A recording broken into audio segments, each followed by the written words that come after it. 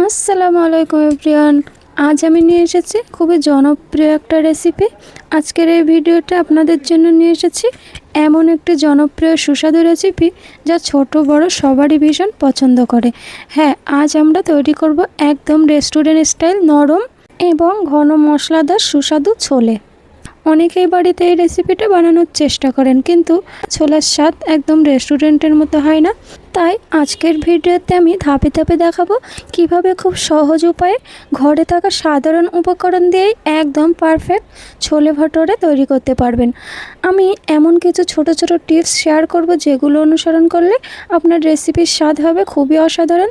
তাই ভিডিওটি একদম শুরু থেকে শেষ পর্যন্ত মনোযোগ দিয়ে দেখুন এবং কোনো ধাপ যেন মিস না হয়। তাহলে চলুন আর দেরি না করে শুরু করা যাক আজকের দারুণ মজাদার ছোলে ভটুরে রেসিপি। দেখুন, সবার প্রথমে আমি ছোলে নিয়ে নিয়েছি, মোটা সাইজের কাবলি ছোলে। এগুলোকে আমি পুরো রাত ভিজিয়ে রেখেছিলাম। এবার আমি একটা প্রেসার কুকার নিয়ে নিব। প্রেসার কুকারের মধ্যে ছোলাগুলো দিয়ে এর মধ্যে পানি অ্যাড করে দেব।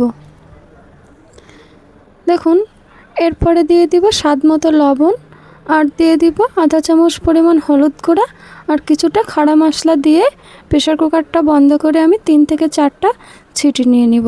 3 থেকে 4টা ছিটিতেই কিন্তু আমার ছোলাগুলো একদম পারফেক্টলি গলে যাবে। এবার আমি একটা প্যানে সামান্য তেল নিয়ে তেলটা একটু হালকা গরম করে নিব। এরপরে আমি একটা মশলা তৈরি করে নিব। এখানে নিয়েছি আদা, রসুন, পেঁয়াজ, টমেটো, কাজু, 5 থেকে 6টা হাঁড়ি মির্চ আর ধনিয়া পাতা। এবার আমি সবার প্রথমে রসুন কুচি দিয়ে দিব, এরপর দিয়ে দিব আদা কুচি, তারপর দিয়ে দিব কাঁচা লঙ্কা, কাজু বাদাম, পেঁয়াজ কুচি ও টমেটো কুচি, আর দিয়ে দিব। এগুলোকে একটু ভালোভাবে ফ্রাই করে নিতে হবে। এরপরে অ্যাড করে দিব ধনিয়া পাতা। ধনিয়া পাতাটা দিয়ে খুব সুন্দর করে আর একটু নাড়াচাড়া করে ফ্রাই করে নিব। দেখুন, একদম পারফেক্টলি ফ্রাই হয়ে গেছে। এবার একটা প্লেটে নামিয়ে এটার একটা পেস্ট বানিয়ে নিব। সামান্য ঠান্ডা হয়ে গেলে তারপরে একটা পেস্ট বানিয়ে নিব। খুব ভালোভাবে ব্লেন্ড করে একটা মশলা তৈরি করে নিব। এটাকে আমি খুব ভালোভাবে পেস্ট বানিয়ে নিয়েছি। আপনারা দেখুন কত সুন্দর একদম একটা গ্রেভি পেস্ট বেনে রেডি হয়ে গেছে। এবার এর মধ্যে দিয়ে দিব সামান্য পরিমাণ কাঁচা নারকেল। এটারও একটা পেস্ট করে নিব। এদিকে দেখে নিব কাবলি ছোলাটা গলে গেছে কিনা। দেখুন, 3 থেকে 4টা ছিটিতেই কিন্তু কাবলি ছোলাটা একদম পারফেক্টলি গলে গেছে। দেখতেই পাচ্ছেন ছোলাটা আমার রেডি হয়ে গেছে। এবার কড়া নিয়ে নিব। গ্যাসটা অন করে কড়ার মধ্যে পরিমাণ মতো তেল দিয়ে 2টা তেজপাতা ও কিছু খাড়া মশলা অ্যাড করে দিব। দিয়ে খুব সুন্দর একটু ফ্রাই হয়ে গেলে এর মধ্যে 2টা বড় সাইজের পেঁয়াজ কুচি অ্যাড করে দিব। পেঁয়াজটা আমি খুব ভালোভাবে নেড়ে চেড়ে ফ্রাই করতে থাকবো। একদম লাল লাল করে ফ্রাই করে নিব। দেখুন, খুব ভালোভাবে ফ্রাই হয়ে গেছে। এবার আমি যে মশলাটার পেস্ট করেছিলাম ওই মশলাটা অ্যাড করে দিব। দেখুন, এটাকে দিয়ে খুব সুন্দর করে নাড়াচাড়া করে একটু গ্রেভি করে আমি মশলাটা ভুনে নিব। 2 মিনিট মতো আমি পেঁয়াজের মধ্যে মশলাটা খুব ভালোভাবে ফ্রাই করে নিব। দেখুন, খুব ভালোভাবে নাড়াচাড়া করে মশলাটা আমি একটু সামান্য ফ্রাই করে নিয়েছি। এবার এর মধ্যে কিছু শুকনো মশলা অ্যাড করে দিব।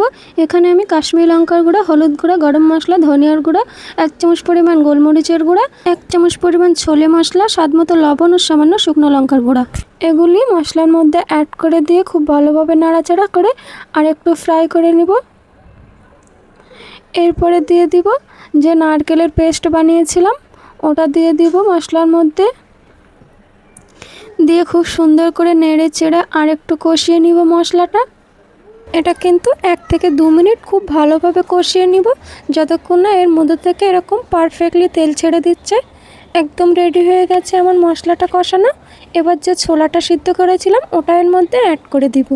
দিয়ে আর একটু খুব ভালোভাবে নাড়াচাড়া করে নিতে হবে। ব্যাস, আর একটু নাড়াচাড়া করে এর মধ্যে এবার আমি ধনিয়া পাতা কুচি অ্যাড করে দিব। দিয়ে ঢাকা দিয়ে 3 মিনিট মতো আমি এটাকে রেখে দিব। দেখুন, 2 থেকে 3 মিনিট হয়ে গেছে। আপনারাই দেখুন কত সুন্দর তেল ছেড়ে দিয়েছে আর মশলাটাও অনেকটা গ্রেভি হয়ে এসেছে। মশলার গ্রেভিটা কিন্তু ঠিক এরকমটাই চাচ্ছিলাম, একদম পারফেক্টলি।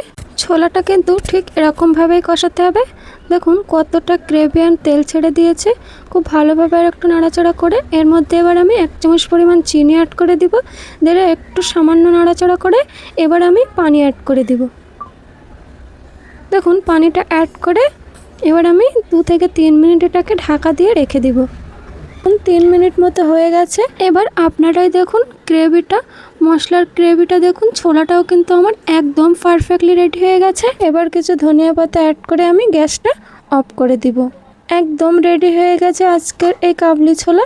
এটি কিন্তু খেতে একদম রেস্টুরেন্টের মতো। এটি খুবই মুখরোচ একটা রেসিপি। এবার আমি একটা একটা করে পুরি বানিয়ে নিব। দেখুন এখানে আমি একটা লিচি নিয়ে নিয়েছি। খুব ভালোভাবে বেলে একদম ঠিক এরকম সাইজের পুরিগুলো বেলে নিব। এবার একটা প্যানে তেল গরম করে একটা একটা করে সবগুলো পুরিকে আমি ফ্রাই করে নিব। তেলটা হালকা গরম হয়ে গেলে এর মধ্যে একটা পুরি দিয়ে খুব ভালোভাবে ফুলে উঠলে আমি এটাকে হালকা গোল্ডেন করে ফ্রাই করে নিব। উল্টে পাল্টে খুব সুন্দর করে ফ্রাই করে নেব। দেখুন সবগুলো পুরি কিন্তু আমি বানিয়ে নিয়েছি। এরকমভাবে একটা একটা করে উল্টে পাল্টে হালকা গোল্ডেন করে আমি ফ্রাই করে নিব। একদম রেডি হয়ে গেছে। এর উপর থেকে সামান্য ধনিয়া পাতা কুচি অ্যাড করে দিব। আপনারাই দেখুন কালারটা দেখেই কতটা লোভনীয় লাগছে। আজকের ছোলা ভটুরা একদম পারফেক্টলি রেডি হয়ে গেছে। এটি কিন্তু খেতে খুবই অসাধারণ। একদম আমার এই প্রসেসগুলো ফলো করলে আপনার বাড়িতে খুব ইজিলি রেস্টুরেন্টের মতো এরকম মশলাদার ছোলে ভটুরে কিন্তু আপনারা বানিয়ে নিতে পারেন।